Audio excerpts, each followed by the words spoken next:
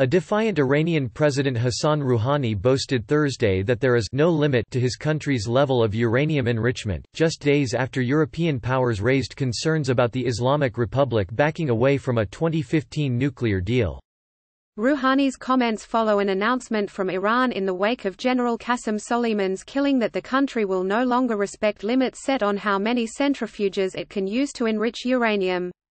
"We are enriching more uranium before the deal was reached," Rouhani said during a televised speech before the heads of banks.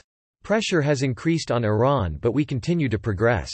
We have no limits on the nuclear file, and we are increasing enrichment every day," he added, according to a tweet from the Lebanon-based Al Mayadeen channel.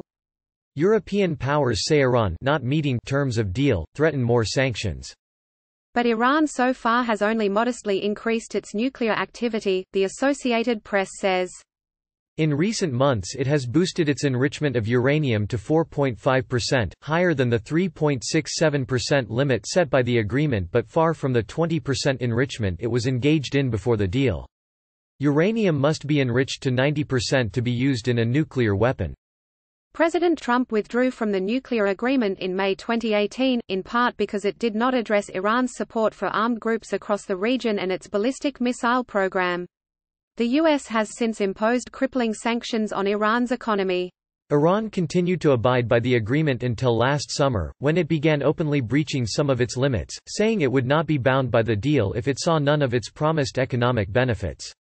Click here to get the Fox News app. Britain, France, and Germany, which signed the Joint Comprehensive Plan of Action in 2015, sent a letter to the European Union's foreign policy chief on Tuesday saying that they are triggering its dispute mechanism, which begins a process that could result in the UN restoring sanctions it previously lifted under the agreement if Iran continues to back away. We have therefore been left with no choice, given Iran's actions, but to register today our concerns that Iran is not meeting its commitments, the foreign ministers of the three countries wrote. Fox News' Greg Norman and the Associated Press contributed to this report.